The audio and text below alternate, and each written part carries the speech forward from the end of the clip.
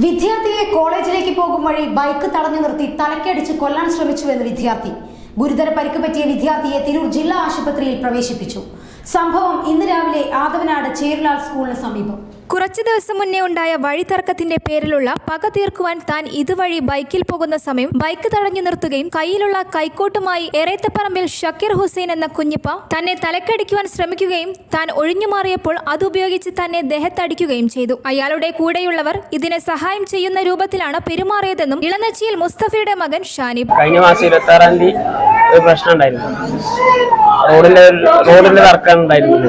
ആ റോഡിന്റെ തർക്കത്തിന് അദ്ദേഹം വന്നുകാണ്ട് മേലെ ആധിപത്യം സ്ഥാപിച്ചുകൊണ്ട് റോഡ് വീതി കൂട്ടാനും അന്ന് ചെറിയൊരു അടിപിടി ഉണ്ടായിരുന്നു.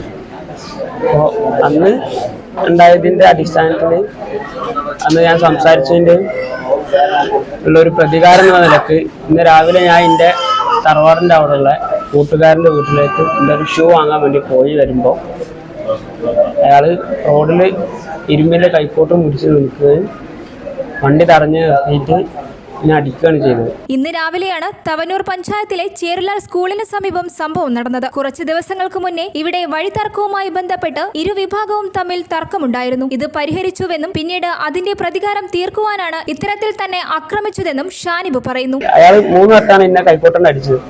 ഒന്നാമത്തെ അടിന്റെ തലക്കാണ് വന്നത്. അതിന്റെ ആ സമയത്ത് ഞാൻ ബൈക്കുമുള്ളത് കൊണ്ട് എനിക്ക് തടഞ്ഞു നിർത്താൻ പറ്റി.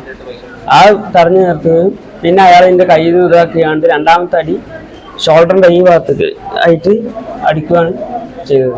ഷാനിബിന് കൈക്കും തോൾ ഭാഗത്തും തലയ്ക്കുമാണ് പരിക്കേറ്റിട്ടുള്ളത്. കണ്ണിനും സാരമായി പരിക്കേറ്റതായി ഷാനിബ് പറയുന്നു. നാട്ടിൽ ജീവിക്കാൻ കഴിയാത്ത അവസ്ഥയാണെന്ന് ഷാനിബിന്റെ കൂട്ടുകാരും പറയുന്നു.